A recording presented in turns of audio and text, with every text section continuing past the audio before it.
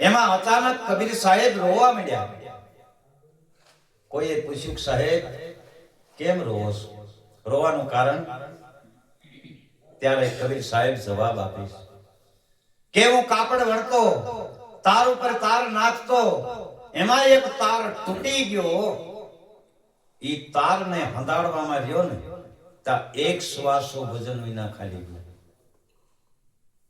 બોલો, એક શ્વાસો ભજન વિના ખાલી ગયો અને કબીરને રોવું આવ્યું.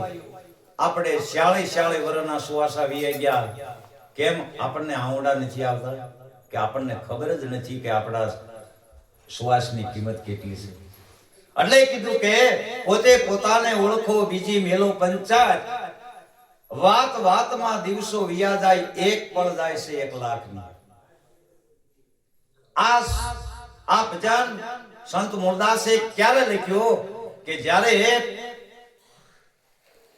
એને ગુરુ લોલંગરી બાબા મળ્યા ને અને મૂળદાસને મૂળદાસની ઓળખાણ કરાવી, અને પછી આ સરવાણી ફૂટી અને આ વાણી લખી. અરે કે ડાપણના દરિયા ઢોળતા ખરી વસ્તુ નહીં આવે હાથ. આ જીતી બાજીને તમે હારશો ને આ બેસીને ભરો બાથ.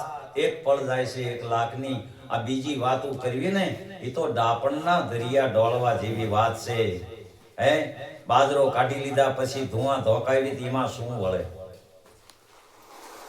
બીજી વાતો છે ને એ તો ધુઆ ધોકાવા જેવી છે. પણ બાજરો જ્યાં સુધી ડુંડામાં છે ને ત્યાં મહેનત કરો તો બાજરો મળશે.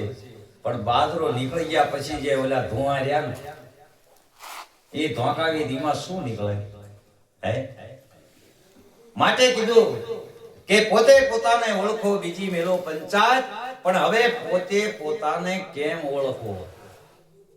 આ પ્રશ્ન. પોતાને કેવી રીતે ઓળખવો? એક સંતોએ દ્રષ્ટાંત આપ્યું છે.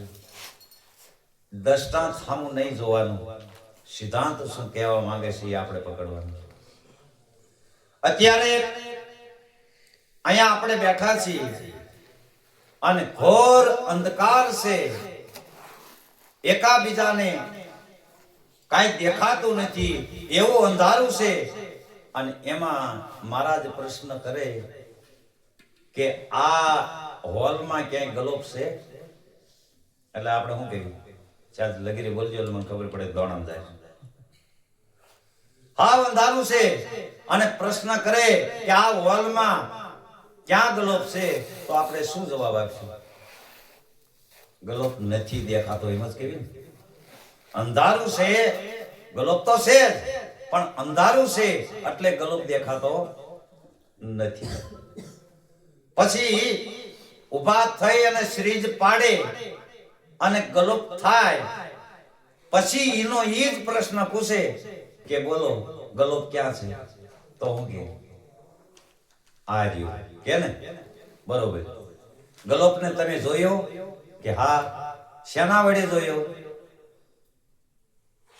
પ્રકાશ વડે. પ્રકાશ થયો તો ગલોપ દેખાડો ને. એમ સૂર્યના પ્રકાશથી સૂર્ય દેખાય, ચંદ્રના પ્રકાશથી ચંદ્ર દેખાય, ગલોપના પ્રકાશથી ગલોપ દેખાય. એમ તમારા આત્મજ્ઞાનના પ્રકાશ વડે તમે તમને ઓળખી શકો. આ હોળવાલને એક રતીની વાત કરું છું. વિચારો, હનુમાનજી અને ગદા આ બે અલગ છે કે એક છે? હનુમાનજી અને ગદા આ બે અલગ છે કે એક છે? બોલો તો ખરા.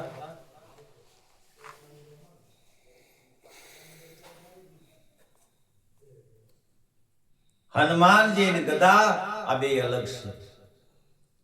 રામાપીર ને ભાલુ અલગ છે. વિષ્ણુ ભગવાન ને શક્ર અલગ છે. બે એક છે નહીં.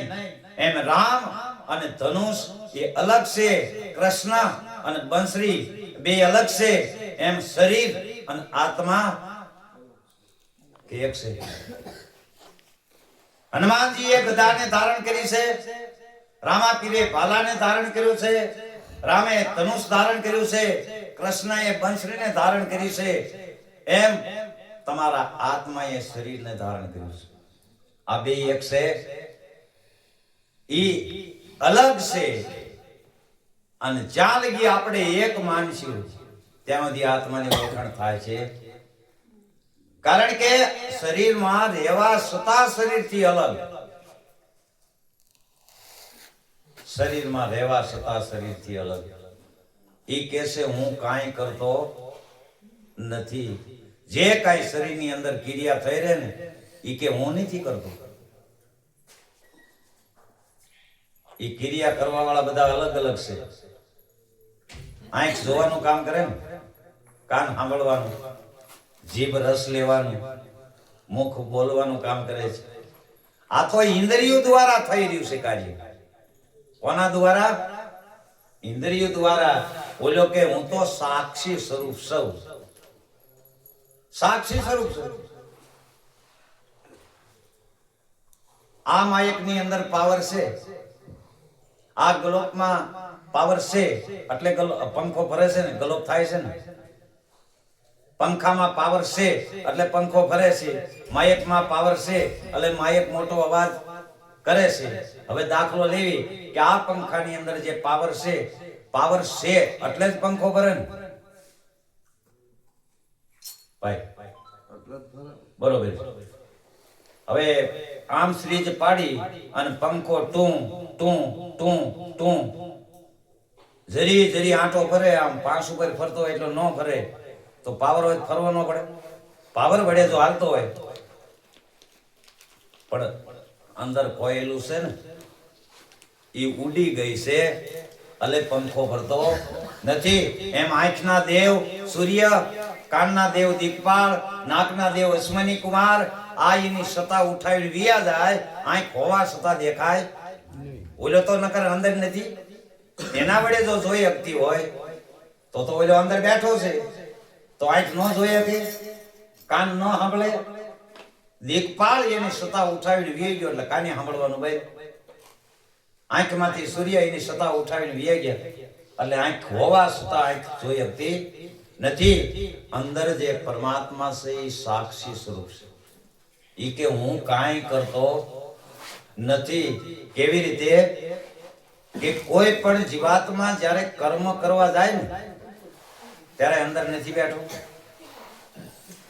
ઈ કે હું તો સાક્ષી સ્વરૂપ છું. કર્મ જ્યારે કરે છે ત્યારે સાક્ષી સ્વરૂપ છું, અને કર્મ જ્યારે ભોગવે પથારીમાં ત્યારે કે હું તો સાક્ષી રૂપ છું. મારે કાંઈ લેવા દેવા નહીં. પછી ઇન્દ્રિયોએ કર્મ કર્યું, કોઈ ઇન્દ્રિયો ભોગવે છે, હું તો સાક્ષી સ્વરૂપ છું.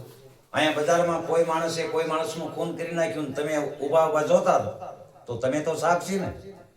અને કેસ હાલે ને 20 વર્ષની સજા પડે એટલે સાક્ષી વાળાને પડે કે જેને ખૂન કર્યું હોય એને પડે. એટલે સાક્ષી સ્વરૂપ આવો જે પરમાત્મા છે એ જ્ઞાન જાણી અને સાક્ષી ભાવમાં રહેવું. સમજ્યા? અકર્તાના ભાવમાં રહેવું. કર્તાપણામાં આવી જવી તો મોટું દુઃખ છે. પણ એક વાણે લઉં છું, પાછળ જો જીલાય તો જીલજો. આવો મનુષ્ય અવતાર તમને મળ્યો છે